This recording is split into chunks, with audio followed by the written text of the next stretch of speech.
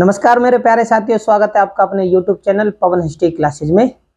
साथियों, पिछली वीडियो के माध्यम से हमने मुगल बादशाहों के बारे में, उनके प्रशासन के बारे में कि उन्होंने किस प्रकार से शासन किया और किस प्रकार से अपना प्रशासन किया, प्रशासन को कितने भागों में उन्होंने बांटा और उनको बांटने के बाद कौन कौन से उस विभाग के अधिकारी थे और उन अधिकारियों के कौन कौन से कार्य थे, उनसे संबंधित क्वेश्चन किस प्रकार से पेपरों में पूछे जाते हैं, वो क्वेश्चन हम अपने आने वाली वीडियो के माध्यम से आप लोगों को कराएंगे। पिछली वीडियो के माध्यम से मेरे प्यारे साथियों हमने मुगल प्रशासन के यानी मुगल बादशाहों की मुद्रा यानी वित्तीय व्यवस्था, एक तरीके से मुद्रा प्रणाली के बारे में जाना था कि भाई इनके जो बादशाह थे मुगलों के, उन्होंने कौन कौन से किस प्रकार के सिक्के प्रचलित किए थे और उन सिक्कों की कौन कौन सी महत्वपूर्ण विशेषता थी जिनके आधार पर सिक्कों से संबंधित क्वेश्चन पेपरों में पूछे जाते हैं। अब जो हम जानेंगे मेरे प्यारे साथियों, वो जानेंगे सैन्य व्यवस्था के बारे में कि आखिरकार इनकी सेना की व्यवस्था किस प्रकार से थी और इस सैन्य व्यवस्था के कितने भाग थे, यानी ये जो सेना थी कितने भागों में बटी हुई थी। अगर मोटे स्तर पर अगर हम बात करें तो हम इस तरीके से भी कह सकते हैं कि मुगलों के पास पैदल सेना, घोड़ों की सेना, हाथियों की सेना, जल सेना, बस इस प्रकार से भी मोटे स्तर पर कह सकते हैं। लेकिन पेपरों में सेना से संबंधित ये नहीं आती कि सेना कौन कौन सी थी, उन सेना के अंतर्गत कौन कौन से महत्वपूर्ण तथ्य थे या वाक्य थे, उनके आधार पर पेपरों में क्वेश्चन पूछे जाते हैं। तो मेरे प्यारे साथियों, चैनल नया है, इसे ज्यादा से ज्यादा लाइक शेयर और सब्सक्राइब करें।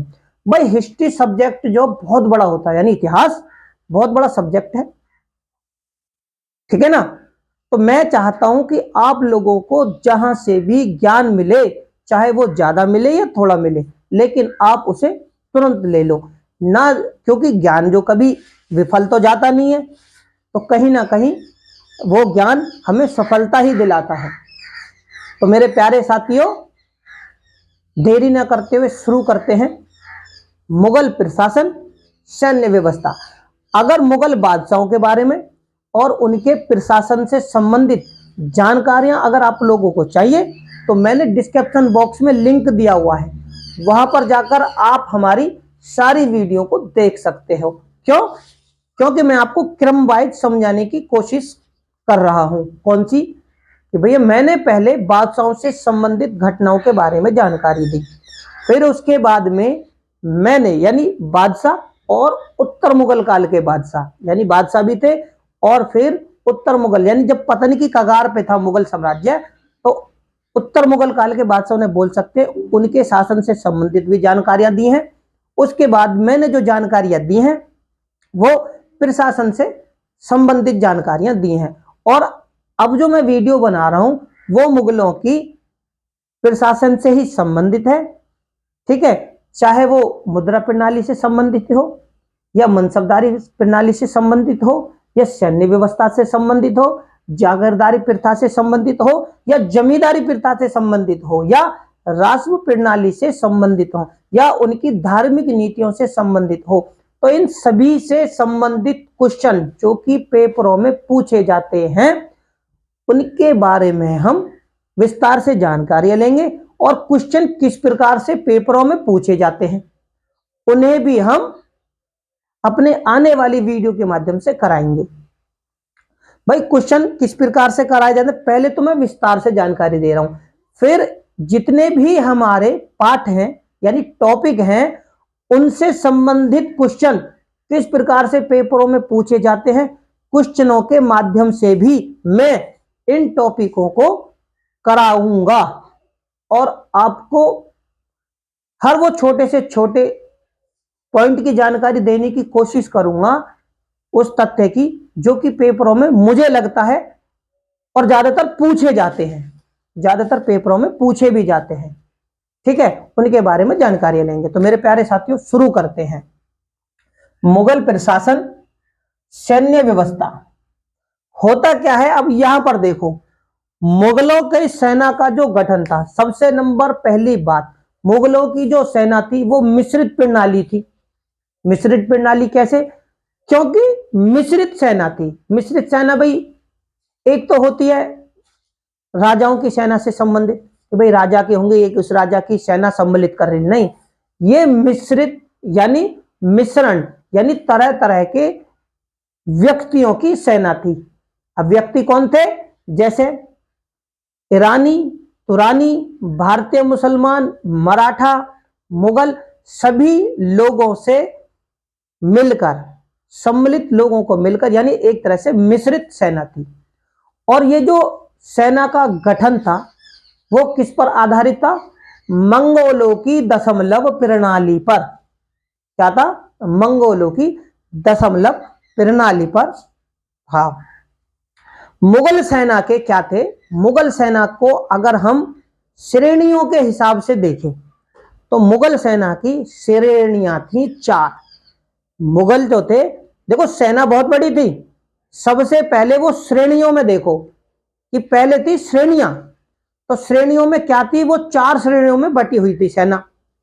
किन किन की श्रेणियां? एक तो जो अधीन राजा थे उनकी सेना, जिन राजाओं पर मुगल अधिकार कर लेते थे या हरा देते थे, तो एक तो उनकी सेना, ठीक है। दूसरी मनसबदारों की सेना, मनसबदारों की जो टुकड़ियों की सेना थी, टुकड़ियां होती हैं उनके पास छोटे भाई मनसबदार, तो मनसबदारों में 2, 4, 5, 10, 8, 7 हजार के मनसबदार थे मुगल शासन में, तो उनके सैनिक, है ना, अहदी सैनिक और दाखिली सैनिक, ये थे 4 श्रेणियां।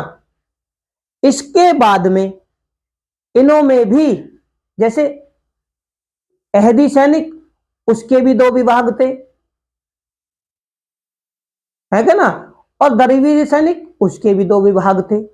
इसके बाद में मुगलों की सेना का विभाजन होता है। मुगलों की फिर होता है सेना का विभाजन, यानी सेनाओं के भाग। कौन कौन से थे? पैदल सेना। पैदल सेना के अंतर्गत कौन कौन से सैनिक आते थे और उनकी क्या विशेषता थी, उनसे संबंधित भाई पेपरों में पूछा जाता है। तो पैदल सेना एक हो गई। उसके बाद में अश्वरोही यानी घुड़सवार सेना, जिसे मुगल सेना का प्राण भी कहा जाता है, उसके अंतर्गत भी बहुत महत्वपूर्ण तथ्य हैं जिनके बारे में पेपरों में पूछा जाता है, उसके बारे में जानेंगे। उसके बाद में हस्त सेना। हस्त सेना यानी हाथियों की सेना, उसमें भी महत्वपूर्ण वाक्य हैं और उन्हें व्यवस्थित ढंग कब मिला उसके बारे में जानेंगे। उसके बाद में देखो तोपखाने की सेना और जल सेना के बारे में हमें बहुत कम ज्ञान क्यों है? सोचो आप, वो इसलिए क्योंकि मुगलों की जो सेना थी वो स्थल वाली थी, जमीनी सेना थी। अब इन्हें नौसेना की जरूरत कब पड़ती है? 1572 ईस्वी में, जब अकबर गुजरात का अभियान करता है, उसके बाद बंगाल का अभियान करता है, तब उसे महसूस होती है कि भाई हमें एक जल सेना की भी आवश्यकता है। तब अकबर एक विभाग बनाता है इसके लिए, ठीक है ना, और वो विभाग कौन सा था? नेवाड़ा। नेवाड़ा विभाग बनाता है और उसका अधिकारी किसे बनाता? मीर बहार। फिर अकबर के बाद में किसी भी मुगल बादशाह ने नौसेना की तरफ ध्यान ही नहीं दिया, इसकी जरूरत भी है, लेकिन औरंगजेब ध्यान देता है।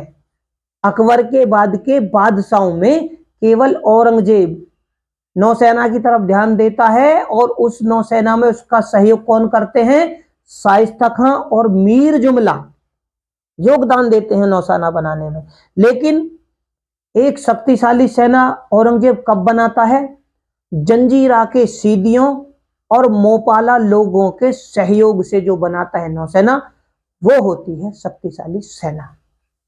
तो मेरे प्यारे साथियों, सैन्य व्यवस्था से संबंधित जो भी महत्वपूर्ण तथ्य हैं उनके बारे में अब हम जानते हैं कि पेपरों में मोटे स्तर के अलावा कौन कौन से ऐसे तथ्य हैं जिनके आधार पर क्वेश्चन पूछे जा सकते हैं। तो मेरे प्यारे साथियों शुरू करते हैं।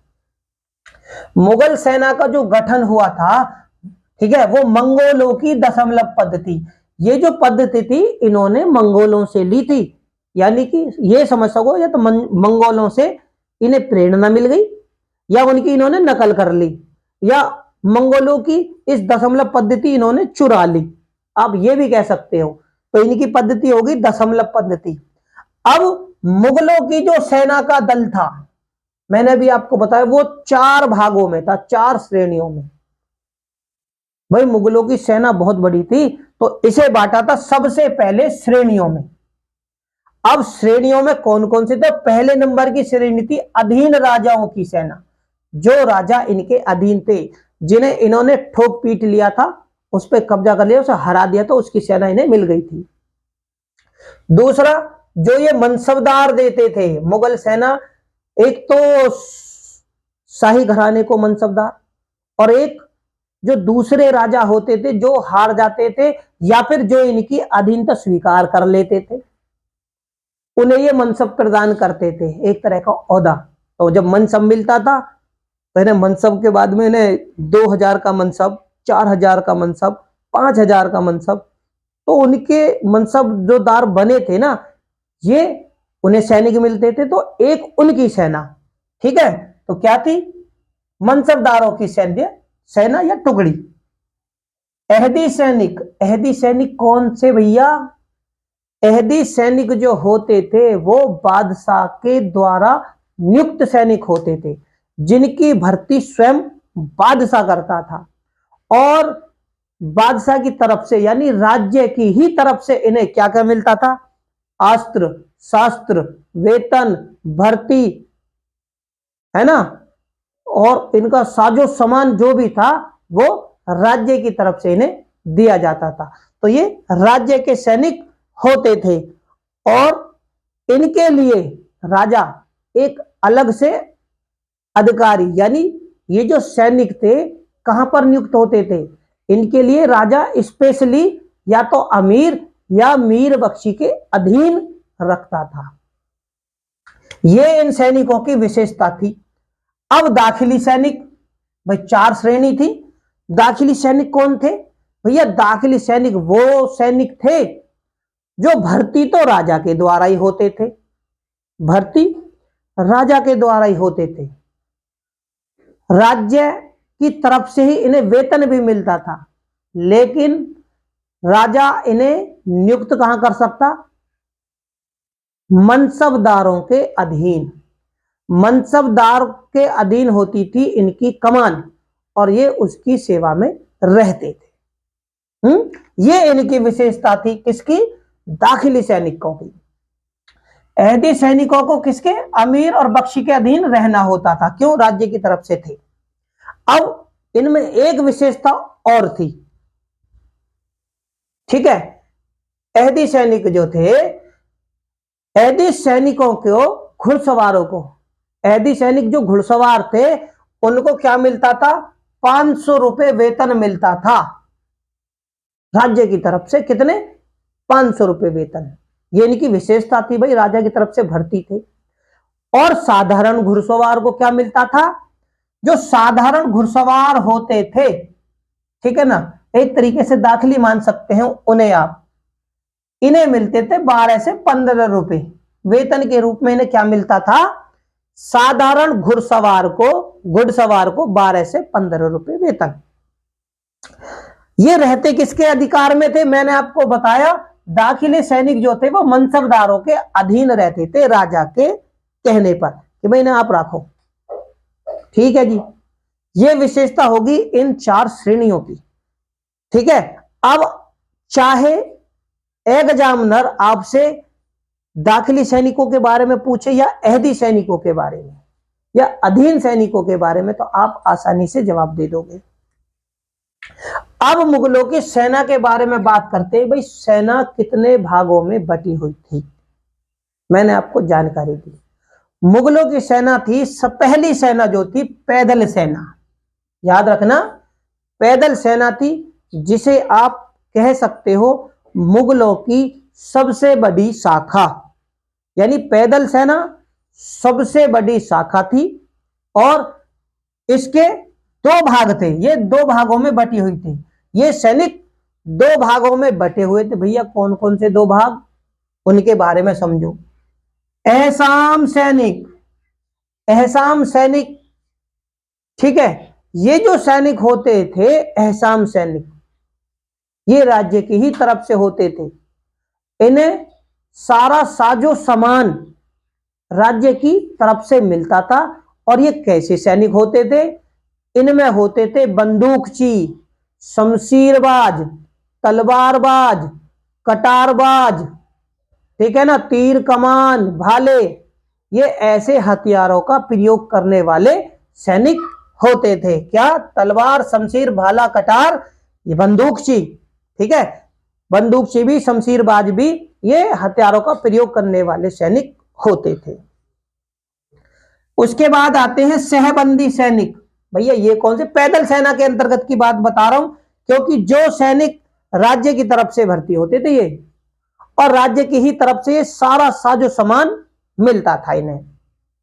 अब सहबंदी सैनिक जो होते थे, ये होते थे बेकार लोगों की सेना। बेकार यानी बेरोजगार, जो लोग बेरोजगार थे उन्हें राज्य में भर्ती कर लिया जाता था, और भर्ती के बाद में वो माल गुजारी वसूलने में मदद करते थे। ये सहबंदी की विशेषता थी, ठीक है। इन्हें भैया नियुक्त कब किया जाता था? इन्हें नियुक्त किया जाता था युद्ध स्तर के समय, जब कभी युद्ध छिड़ता था तब ऐसी सेना को नियुक्त किया जाता था। अब ये माल गुजार वसूल करते थे। अब कहे अश्वरोही सेना।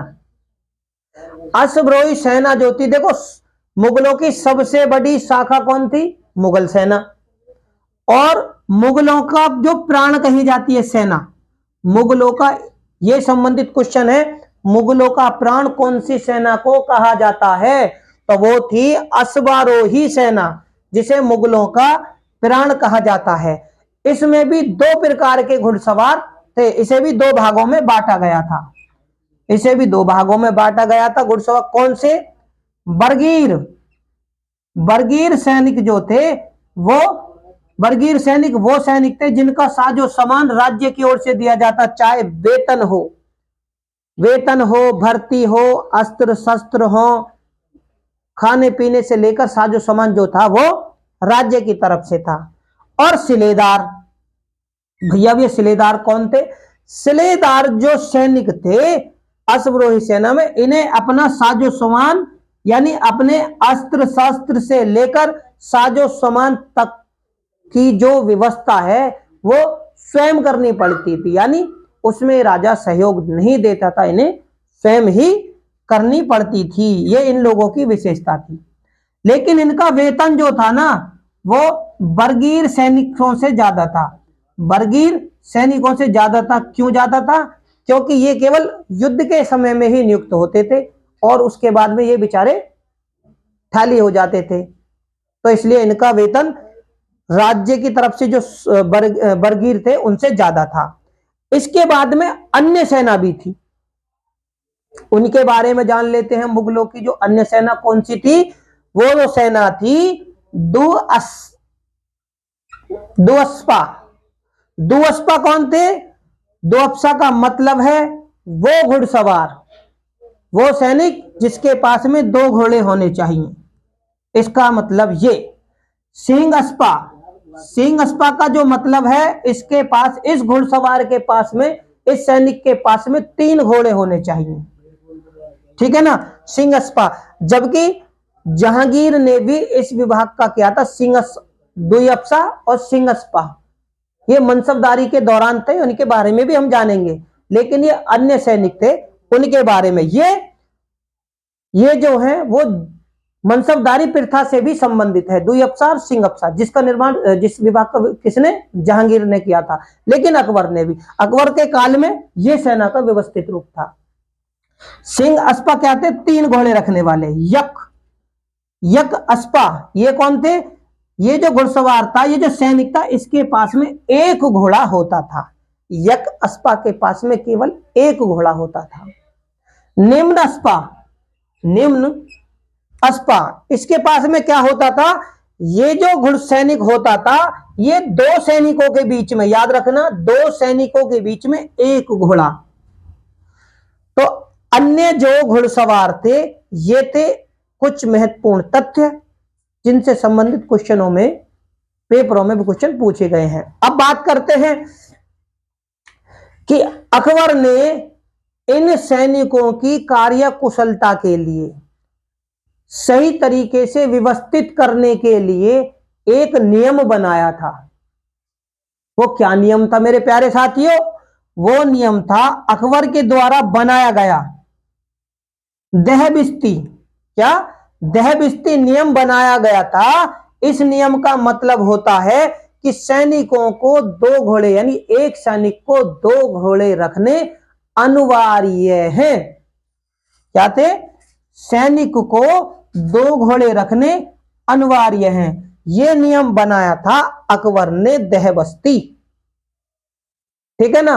और जहांगीर ने दो अस्पा सिंह अस्पा, यानी जितना सवार जात, जितना जात उतने ही सवार, ठीक है ना। उसके बारे में भी हम जानेंगे, वो आती है मनसबदारी के दौरान। अब तोपखाने की बात करें, मुगल, भाई सेना से संबंधित अभी बातें चल रही हैं, तो तोपखाने के बारे में क्यों ना बात होंगी। तो तोपखाने का जो सबसे पहले प्रमाण मिलता है किससे? भैया तोपखाना था बाबर के समय में, और बाबर ने 1719 कहीं कहीं पर, 1519 और 1517 ईस्वी मिलती है कहीं कहीं पर तिथि, बहरा के किले पर आक्रमण किया था। तो उसमें सबसे पहले बाबर ने तोपों का इस्तेमाल किया था। और इसका नेतृत्व किसने किया था? तो इसका जो शिलान्यास करने वाले थे, जो नेतृत्व करने वाले थे, वो फारसी तोपची। फारसी तोपची कौन थे? उस्ताद अली, और दूसरे मुस्तफा खां। ये वो दो फारसी तोपची हैं जिन्होंने मुगल काल में तोप निर्माण करने का शिलान्यास किया। यानी तोपों का शिलान्यास करने का जो श्रेय मिलता है, नेतृत्व किया वो उस्ताद अली और मुस्तफा खां ने। समय किसका था? बाबर का। प्रयोग कब किया? बहरा के किले को जीतने में। तिथि कब थी? 1517, कहीं कहीं पर 1519, इसलिए दोनों ही तारीखें मैंने तिथियां आपको बताई हैं। बाबर के समय में हुआ था इसका प्रयोग। और इनके बाद में देखो, उस्ताद अली और मुस्तफा खां से संबंधित क्वेश्चन तो पेपरों में पूछे जा चुके हैं। इसके बाद में जो सफल नेतृत्व किया, जो सफलता दिलाई तोपखाने को, किसने दिलाई? वो दिलाई थी उस्ताद कबीर, उस्ताद कबीर और हुसैन। इन्होंने इस तोपखाने को सफल बनाया था। तो इनके अलावा हो सकता है यहां से भी पूछ ले, तो ये भी आप लोगों को याद रखना है। अब तोपखाने को अगर सच्चाई में देखें तो सुव्यवस्थित, यानी सही तरीके से व्यवस्थित करने के लिए तोपखाने का विभाग और निर्माण जो किया था, वो किया था अकबर ने। कैसा किया था? अकबर ने सबसे पहले छोटी छोटी दीवार तोड़ने वाली, किलों को, टुकड़ियों को तहस नहस करने वाली क्या बनाई थी? वियोज्य। वियोज्य क्या बनाई थी? छोटी छोटी वियोज्य तोपें बनाई, तोपें बनवाई। यानी भाई राजा का तो नाम रहेगा, बनाएंगे तो कारीगरी, ठीक है ना। तो अकबर के समय में छोटी छोटी वियोज्य तोपें बनवाई गई, और इन तोपों को भी दो भागों में बांटा गया। भैया कौन कौन से दो भाग थे? तो दो भागों में बांटा गया, याद रखना प्यारे साथियों। एक था जिंसी, एक भाग जिंसी था, और दूसरा भाग था दस्ती। दस्ती, जिंसी का मतलब होता है भारी तोपें। भारी तोपें जो कि दो गाड़ियों के बीच में रखकर चलाई जाती थी, ठीक है। उन्हें एक स्थान से दूसरे स्थान पर ले जाने में भी बहुत ज्यादा समय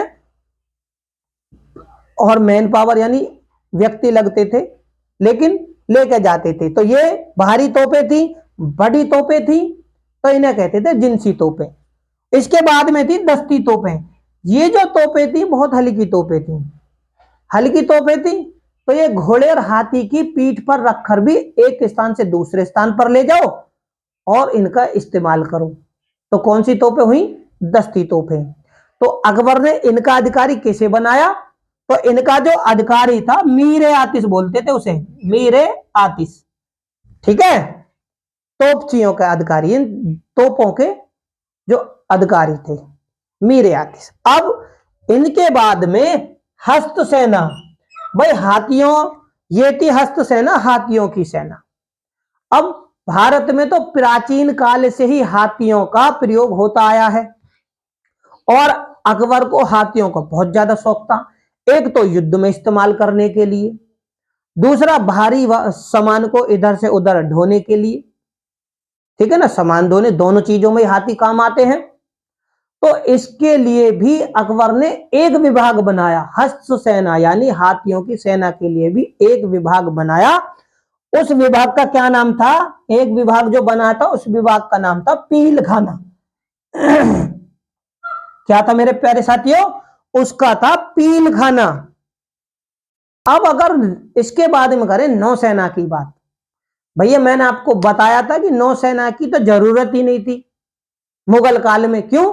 मुगल काल तो स्थल वाली सेना थी, यानी जमीन पे चलने वाली सेना। तो इन्हें तो नौसेना की जरूरत ही नहीं पड़ी, ना कभी बाबर को जरूरत पड़ी ना कभी हुमायूं को। लेकिन आखिरकार अकबर को ही क्यों पड़ी? वो इसलिए कि जब 1572 ईस्वी में अकबर ने गुजरात पर विजय प्राप्त करी और वहीं पर गुजरात में ही इसने समुद्र को दर्शन पहली बार किए। ठीक है, तो क्या हुआ?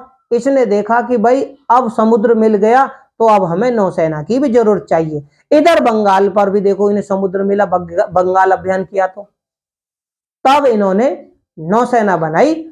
अब इसने क्या करा कि गुजरात और बंगाल अभियान के समय में 1572 ईस्वी में अकबर ने नौसेना का निर्माण करवाया। उसके लिए भी एक विभाग बनाया इसने नौसेना के लिए। उस विभाग का क्या नाम था मुगल कालों के समय में? उस विभाग का नाम था नवाडा। क्या था? उस विभाग को बोलते थे नवाडा, यानी नौसेना का विभाग कौन सा था? नवाडा। इसका अधिकारी कौन था? मीर बहर। इसका अधिकारी था मीर बहर। इसका अधिकारी था मीर बहर। अब अकबर के बाद में मुगल बादशाहों ने फिर नौसेना की तरफ ध्यान नहीं दिया। अकबर के बाद में कौन से बादशाहों ने ध्यान दिया? वो दिया था औरंगजेब ने। अकबर के बाद औरंगजेब ने। तो औरंगजेब ने शाहिस्ता खां और मीर जुमला का सहयोग था इसमें। किसका? एक तो शाहिस्ता खां और मीर जुमला। शाहिस्ता खां और मीर जुमला ने औरंगजेब को सहयोग किया था कि नौसेना बनाओ, इससे हमारी सेना को शक्तिशाली हो जाएगी और मनोबल भी बढ़ेगा। तो अब इसने किसके सहयोग से? तो औरंगजेब ने जंजीरा के सीधियों और मोपाला लोगों के सहयोग से, किसके? मोपाला लोगों के सहयोग से नौसेना बनाई। क्या बनाई? अब इन्होंने नौसेना बनाई। तो मेरे प्यारे साथियों, उम्मीद करता हूं आपको मुगल कालीन सैन्य व्यवस्था के बारे में विस्तार से जानकारी मिली होगी। इनसे संबंधित क्वेश्चन पेपरों में किस प्रकार से पूछे जाते हैं वो हम अपने आने वाली वीडियो के माध्यम से आप लोगों को कराएंगे। तो मेरे प्यारे साथियों, अगर इनके बारे में आपको विस्तार से जानकारी चाहिए, राजाओं से संबंधित या प्रशासन से संबंधित, आर्थिक, धार्मिक, राजनीतिक, किन्हीं भी राजाओं के प्रशासन से संबंधित जानकारी अभी चाहिए, क्वेश्चन किस प्रकार से पेपरों में पूछे जाते हैं, इनसे संबंधित भी अगर आपको जानकारी चाहिए तो मैंने डिस्क्रिप्शन बॉक्स में लिंक दिया हुआ है, वहां पर जाकर आप हमारी सारी वीडियो को देख सकते हो। धन्यवाद।